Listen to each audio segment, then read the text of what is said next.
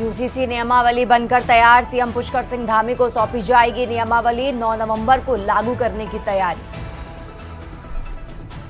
उत्तराखंड को अर्थव्यवस्था ने लगाई लंबी छलांग। 24 साल में 24 गुना बढ़ी जीएसडीपी। देवभूमि में थूक जिहाद पर सीएम धामी सख्त। उत्तराखंड पुलिस के बाद अब एफडीए ने भी कसा शिकंजा। उत्तराखंड मदरसा बोर्ड को भंग करने की सिफारिश। एनसीपीसीआर ने सभी राज्यों के सीएस को लिखा पत्र। उत्तराखंड स्थापना दिवस पर महिलाओं को मिलेगी मजबूती की सौगात। कैबिनेट में पेश होगा महिला नीति का प्रस्ताव। रेलवे ट्रैक पर रखा था सरिया और चढ़ गई ट्रेन। देहरादून एक्सप्रेस के साथ टला हादसा। आप देख रहे हैं के न्यूज, खबरों का सारथी। नमस्कार, आप देख रहे हैं के न्यूज इंडिया। मैं हूं आपके साथ तन्वी सक्सेना। रुक करते हैं खबरों का और बात कर रहे हैं देहरादून की। सचिवालय देहरादून में सीएम धामी की उपस्थिति में विभिन्न बैंकों के साथ सरकार ने एमओयू साइन किया है। इस एमओयू हस्ताक्षर के बाद उत्तराखंड के 1 लाख से ज्यादा सरकारी कर्मचारियों को उनके सैलरी अकाउंट पर अब 1 करोड़ तक के बीमा की सुविधा मिलेगी। कॉर्पोरेट सैलरी पैकेज के तहत 6 बैंक कर्मचारियों को ये सुविधा प्रदान करेंगे। आपको बता दें कि मुख्यमंत्री पुष्कर सिंह धामी और वित्त मंत्री प्रेमचंद अग्रवाल की मौजूदगी में बैंकों के साथ इन संदर्भ में करार किए गए हैं। सचिवालय में आयोजित कार्यक्रम के दौरान भारतीय state bank, bank of Baroda, union bank of India, Canara bank और जिला सहकारी बैंक के साथ एमओयू हुए। राज्य के करीब 64% सरकारी कर्मचारी इस सुविधा से लाभान्वित होंगे।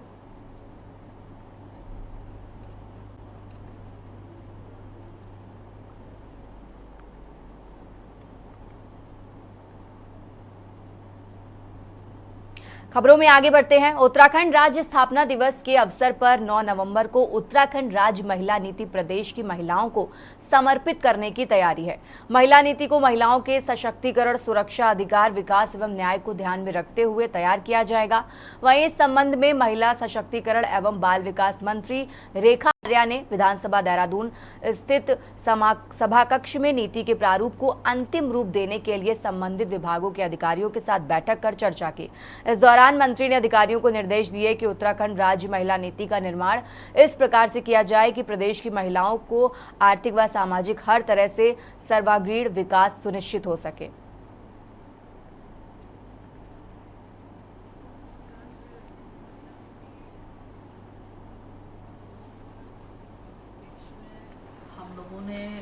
आज काफ़ी कुछ समीक्षा करी है, जिसमें हमारे महिला आयोग की अध्यक्षा भी रही और संबंधित हमारे विभागों के अधिकारीगण भी रहे। निश्चित रूप से समीक्षा करने के दौरान में महिलाओं की आर्थिक सशक्तिकरण का पहलू तो मुख्य केंद्र बिंदु में है ही।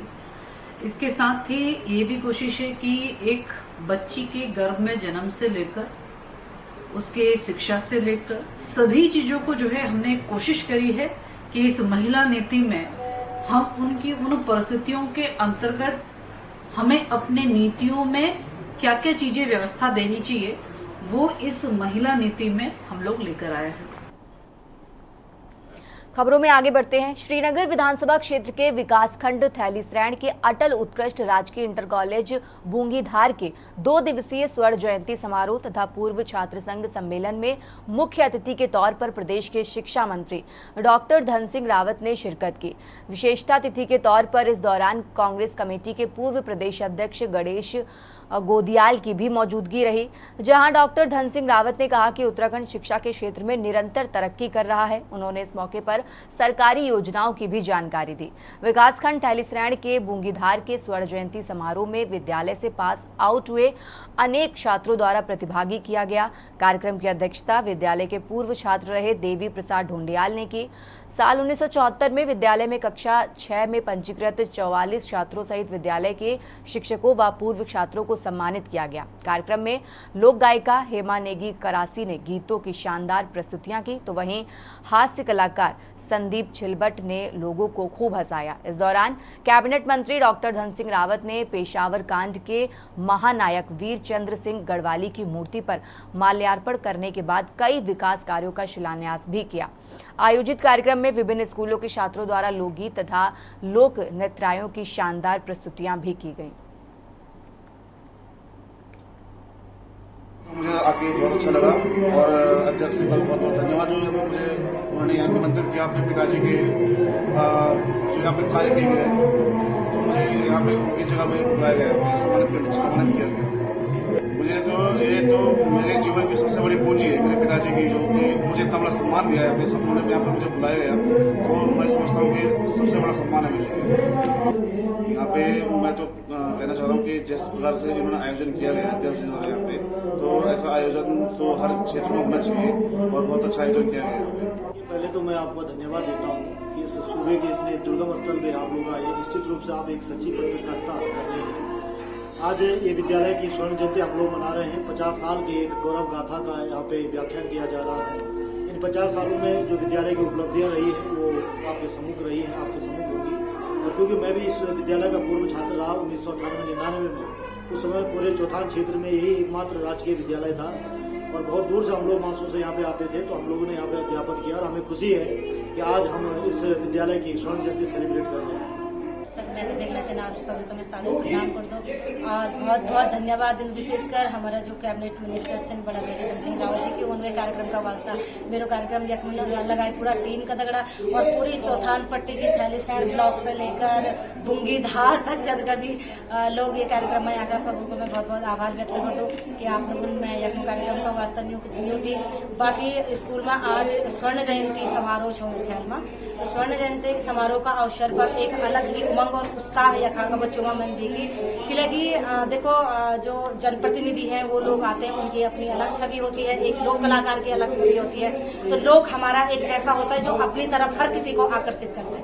तो मैं पूरे चौथान पट्टी का धन्यवाद देना चाहता हूँ कि उन्होंने आज हमारा अटल आदर्श है इंटरमीडिएट कॉलेज, उसका स्वर्ण जयंती समारोह में आज चीफ गेस्ट बनाया था और हजारों लोग इस कार्यक्रम में सम्मिलित हुए। मैं अपनी ओर से क्षेत्रीय जनता की ओर से भी जो स्वर्ण जयंती समारोह आयोजित समिति को बहुत बहुत धन्यवाद देना चाहता हूँ। और इस बार मैंने इंटरमीडिएट कॉलेज के लिए लगभग 2 करोड़ रुपये की लागत से इंटरमीडिएट कॉलेज को मैं बना रहा हूँ। राजकीय इंटर कॉलेज बुंगीधार का इस पूरे चौथान के विकास में महत्वपूर्ण योगदान है।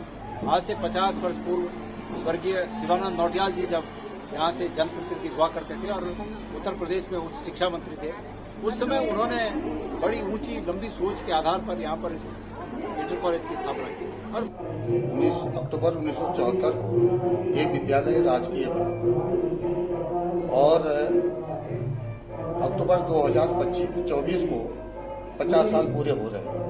तो ये स्वर्ण जयंती का समारोह और भूतपूर्व छात्रों का आपस में मिलन का ये समारोह आयोजित किया जा रहा है।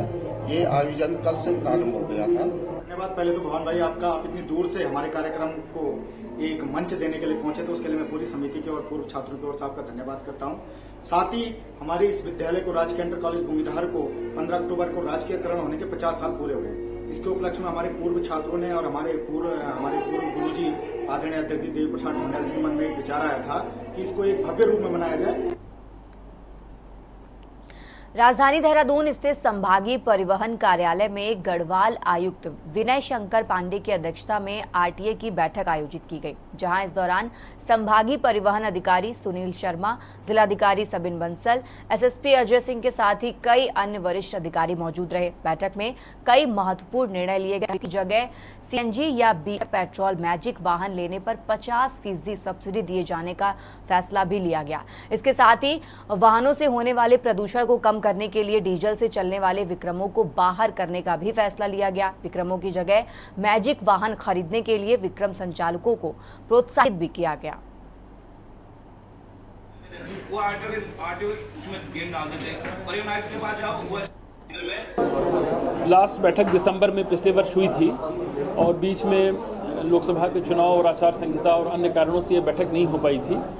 तो एक तो आरटीओ साहब को मैंने ये डायरेक्शन दिया है कि इसकी एक नियमित रूप से इसकी बैठक होनी चाहिए।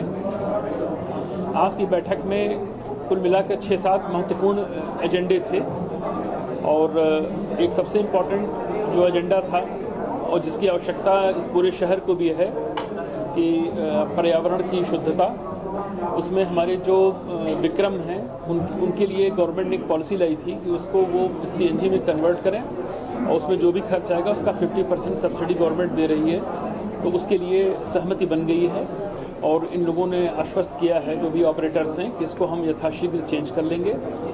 इसमें इनको ये लिबर्टी दी गई है कि उनको रूट ऑप्शनल होगा, वो जो रूट लेना चाहेंगे, जिस रूट पर चलना चाहेंगे और उनको परमिट हम देंगे।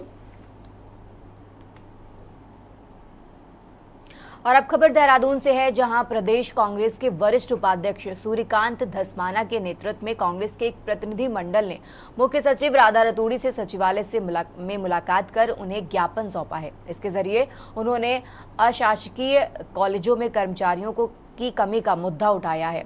सूर्यकांत धस्माना ने आरोप लगाया कि राज्य सरकार अशासकीय महाविद्यालयों के साथ सौतेला व्यवहार कर रही है। इस संबंध में 16 सूत्री ज्ञापन भी सौंपा गया। ज्ञापन में कहा गया कि राज्य के प्रमुख शिक्षण संस्थान डीएवी, डीबीएस और एमकेपी समेत सभी अशासकीय महाविद्यालयों में साल 2019 से नियुक्तियों पर पाबंदी है। सरकार की ओर से समय पर अनुदान जारी करने में देरी के कारण कभी कभी शिक्षकों और कर्मचारियों को 4-4 महीनों तक वेतन नहीं मिलता। डीएवी में कुल 183 स्वीकृत पदों में से 56 पद शिक्षकों के खाली हैं, जबकि एमकेपी में कुल 63 पदों में से 49 पद खाली हैं। कई संकायों में शिक्षक न होने के कारण बच्चों को प्रवेश भी नहीं मिल पा रहा है।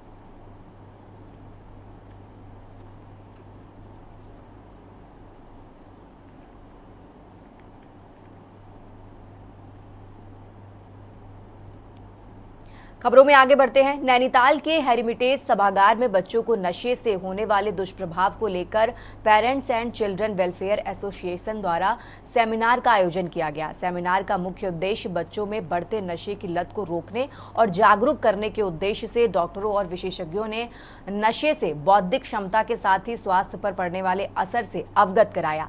नशे के खिलाफ जागरूकता कार्यक्रम में स्कूली बच्चों के साथ ही उनके पेरेंट्स ने भी हिस्सा लिया। Parents and children welfare association के अध्यक्ष मनीष कुमार ने बताया कि सेमिनार का मुख्य उद्देश्य युवाओं को नशे की लत से होने वाले दुष्प्रभाव की जानकारी देने के साथ ही उन्हें नशे से दूर रखने का प्रयास है, ताकि वे अपने भविष्य को संवारने के साथ ही देश निर्माण में अपना योगदान दें।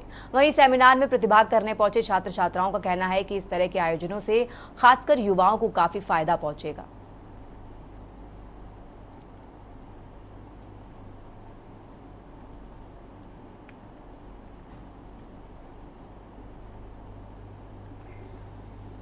नोबलाइजेशन हो रहा है, टूरिज्म भी बढ़ता जा रहा है, उसके साथ साथ ड्रग्स अब्यूज़, उसके साथ साथ अलग अलग चीज़ें जो ड्रग्स की बनती हैं वो देखी जा रही हैं। फॉर एग्जांपल अगर मैं पर्सनली देखूं तो जब मैं तलीताल में से लोन नहीं खड़ा था तो मुझको भी ऐसे ऑफ़र कर रहे थे लोन। तो अब ये सेमिनार हमको इतना फ़ायदेमंद हो रहा है क्योंकि एक छोटे से लेकर बड़ा एज ग्रुप के बच्चों को अवेयर करा रहा है कि हाँ, drug is very bad for us और ड्रग के कारण बहुत सबकी हमारी फ्यूचर लाइफ भी ख़राब हो रही है। बिकॉज हम स्टूडेंट्स का दिमाग is not at much developed, क्योंकि अभी हमको पता नहीं है कि आगे जाकर हमको क्या करना है। और ड्रग जो है हमारे माइंडसेट को पूरा कंट्रोल कर दे रहा है और अगर हम ड्रग भी लेने लग गए तो हमारा फ्यूचर पूरा डिस्ट्रॉय हो जाएगा। तो अभी जो जितने सारे doctors, eminent deputy district magistrate भी आए हैं तो उनके कारण स्टूडेंट को अवेयरनेस भी पता चल रहा है। तो दैट्स वाई ये सेमिनार इज़ वेरी इंपॉर्टेंट। इससे बच्चों को बहुत फ़ायदा पहुंचेगा हमें, क्योंकि हम लोग आजकल लोगों को देखकर, खास करके हमारी जनरेशन के बच्चे और अपने दोस्तों वगैरह को देखकर करने की कोशिश करते हैं या कभी कभार कर लेते हैं कि कहीं उनको ग्रुप से बाहर ना कर दे, लेकिन इसकी हेल्प से बहुत, इसकी काउंसिल की मदद से बहुत बच्चों को बहुत कुछ सीखने को मिलेगा कि क्या क्या हो सकता है, जैसे कि हमें पता चला अभी। और इसमें हमारा मुख्य उद्देश्य है कि हमारे जो आजकल की युवा पीढ़ी है, हम ये चाहते हैं कि बच्चों को ड्रग्स के बारे में इसकी जानकारी मिले, कैसे ये चीज़ का मिसयूज़ हो रहा है, कैसे बच्चे इसके चुंगल पे आ रहे हैं, है ना। और जो बच्चे नहीं भी इसके चुंगल में हैं, कैसे उनको इनडायरेक्टली या डायरेक्टली कैसे उनको फंसाया जा रहा है, कैसे उनको मतलब बताया जा रहा है कि आप इस छोटी सी चीज़ को ट्राई करिए और धीरे धीरे बच्चा उसके गिरफ्त में आ रहा है, क्योंकि जानकारी ही सबसे बड़ा एक फ़ायदा है ना। तो ये चीज़ हम चाहते हैं कि ये हर सेक्शन, सिर्फ बच्चे ही नहीं, इसमें अभी एक कॉलेज स्टूडेंट्स है, अगली बार जब हम जाएंगे तो कॉलेज स्टूडेंट्स के भी इसमें हम लोग चाहेंगे कि वो लोग भी आएँ, इसमें इस चीज़ का ज्ञान लें, जो सेमिनार हम हो रहे हैं, क्योंकि एक बच्चों के हित के लिए ही ये प्रोग्राम किए जा रहे हैं। खबर उत्तराखंड में यहाँ रुकेंगे एक छोटे से ब्रेक के लिए, जल्द हाजिर होंगे। आप देख रहे हैं के न्यूज़, खबरों का सार। ब्रेक के बाद एक बार फिर से आप सभी का स्वागत है। रुक करते हैं खबरों का और बात कर रहे हैं रामनगर की। स्वर्गीय केबी लाल श्रीवास्तव की रंग स्मृति में समन्वय सांस्कृतिक समिति द्वारा तृतीय 2 दिवसीय बाल रंग नाट्य महोत्सव का समापन great mission public school Himmatpur block के ऑडिटोरियम में हुआ। 2 दिवस के कार्यक्रम का उद्घाटन दीवान सिंह बिष्ट, विधायक जगमोहन बिष्ट, इंदर रावत, मदन जोशी, संजय नेगी, ज्येष्ठ ब्लॉक प्रमुख डॉक्टर गिरीश चंद्र पंत, तनुज दुर्गापाल, पंकज कौशिक, प्रभात गंगोला, अजेंद्र सुंदरियाल, सलील गुप्ता, स्कूल निदेशक प्रणय श्रीवास्तव, डॉक्टर प्रसून श्रीवास्तव, प्रधानाचार्य डॉक्टर नलिनी श्रीवास्तव एवं प्रधानाचार्य अलौकिता श्रीवास्तव द्वारा संयुक्त रूप से किया गया। समस्त नाटकों की जनता एवं अभिभावकों द्वारा भूरी भूरी प्रशंसा की गई। पूरी प्रतियोगिता में 9 स्कूलों ने प्रतिभाग भी किया।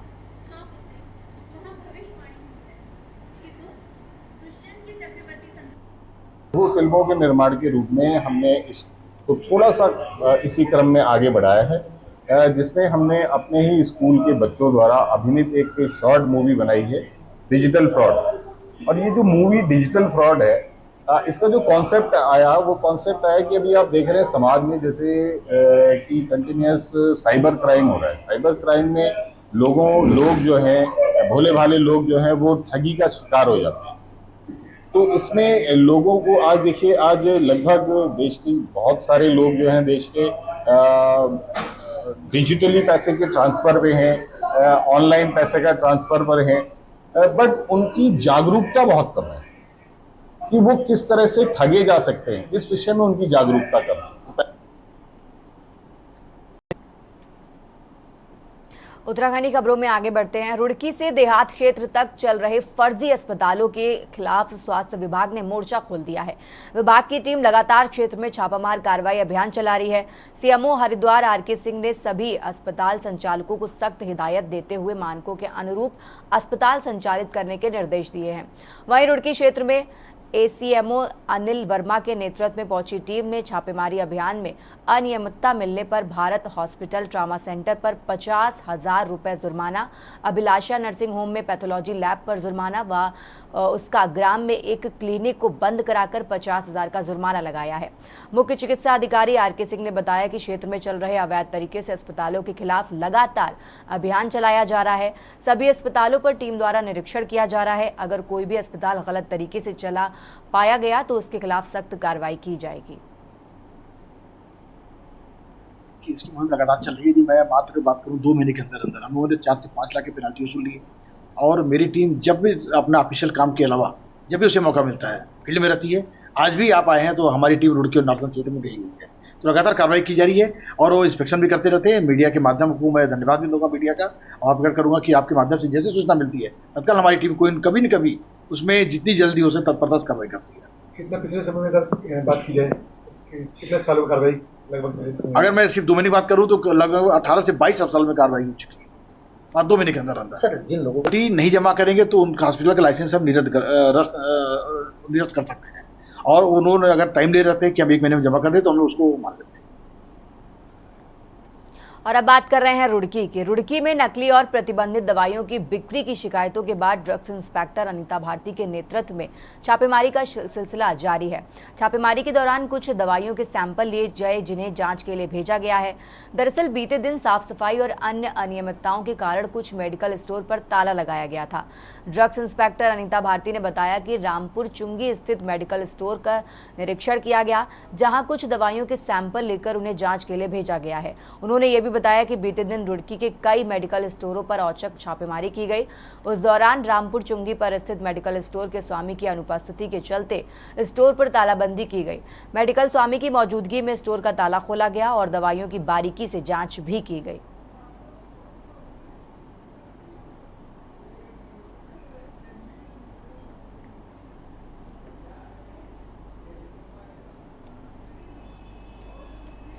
रोड के क्षेत्र से मुझे लगातार शिकायतें मिलती रहती हैं कि कहीं पर नकली दवाइयाँ बेची जा रही हैं, कहीं पर नशीली दवाइयाँ जो है बिना प्रिस्क्रिप्शन के दी जा रही। इसी के रिगार्डिंग मेरे द्वारा कल भी और आज भी यहाँ पर विजिट किया गया और ये आज मैं यहाँ पे आई हूँ। कल मैं यहाँ पे आई थी तो यहाँ पे ऑनर्स नहीं थे तो दुकान मेरे द्वारा बंद कराई गई थी और आज इन्हें बुला करके जो इनके समक्ष मेरे द्वारा 4 दवाइयों के सैंपल लिए गए हैं ताकि पता चल सके कि यहाँ क्षेत्र में किस टाइप की दवाइयाँ बिक रही हैं। ये होलसेलर हैं, यहाँ पर अन्य भी जो होलसेलर हैं उनके यहाँ से भी दवाइयाँ जो है सैंपल जाँच हेतु भेजे जाएंगे।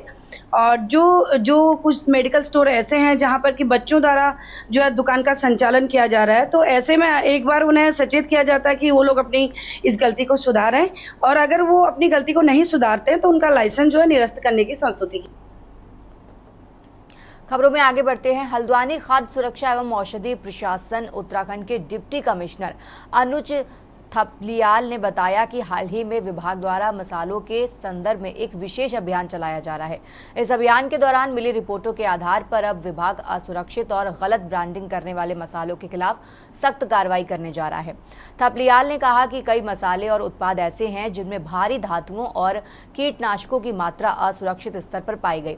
संबंधित जिलों के अधिकारियों द्वारा इन मामलों की जांच भी की जा रही है और दोषियों के खिलाफ संबंधित अदालतों में मामलों को प्रस्तुत किया जाएगा। उन्होंने बताया कि विभाग की सतर्कता के कारण इन कमियों का पता चला और जो निर्माता मानक का पालन नहीं कर रहे हैं उनके खिलाफ कठोर कार्रवाई की जाएगी। कई उत्पाद जो राज्य और केंद्रीय प्रयोगशालाओं द्वारा असुरक्षित पाए गए हैं उन पर भी कार्रवाई की जाएगी।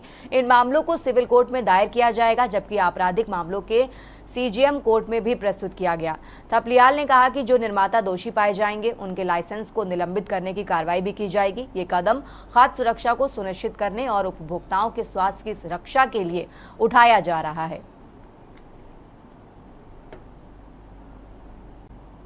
देखिए, जैसे आपको पता ही होगा पिछले विगत दिवसों में हमारे विभाग के द्वारा मसालों के संबंध में एक विशेष अभियान चलाया गया था भारत सरकार के निर्देश के अनुपालन में।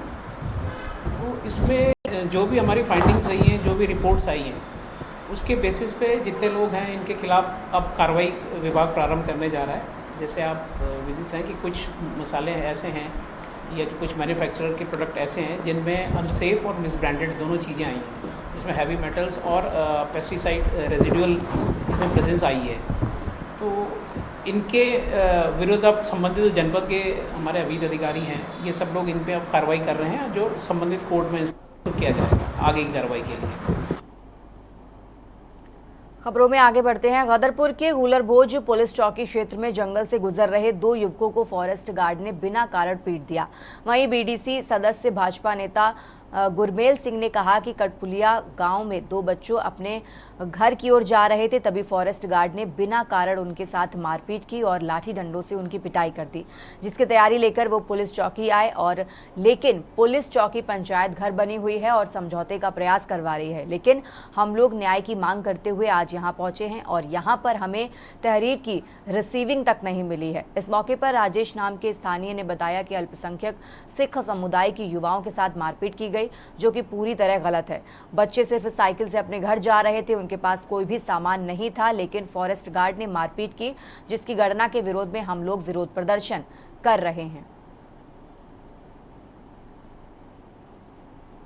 सर, हम धान काट रहे थे, डाम अंदर हमारी खेती है, हमारे बच्चे गए खाना देने, खाना दे के लौट वैसे वापस लौटने के बाद इन्होंने रैंप के नीचे खड़े थे, कहीं रोका बच्चों को, बच्चे हमारे रुके बच्चे और इन्होंने मारना चालू कर दिया। बच्चों ने कहा हमारे को स्कूल के बच्चे हैं हम, उन्होंने खाया पिया हुआ था और मारते ही रहे। बच्चे कहते भी रहे हम स्कूल के बच्चे, हमारी क्या गलती है। उन्होंने बिल्कुल भी नहीं सुना और मारते ही रहे, डंडे तोड़ दिए सर बच्चों को मार मार के। पुलिस को तहरीर दी आपने? हाँ दी, पुलिस की कोई कार्रवाई? कोई कार्रवाई नहीं। इन्होंने चाहते क्या हैं आप? हम चाहते हैं कार्रवाई हो, हमारी सुनाई हो, इंसाफ हमारे को चाहिए सर। खबर उत्तराखंड में फिलहाल इतना ही। आप देखते रहिए के न्यूज इंडिया। आप देख रहे हैं के न्यूज, खबरों का सारथी।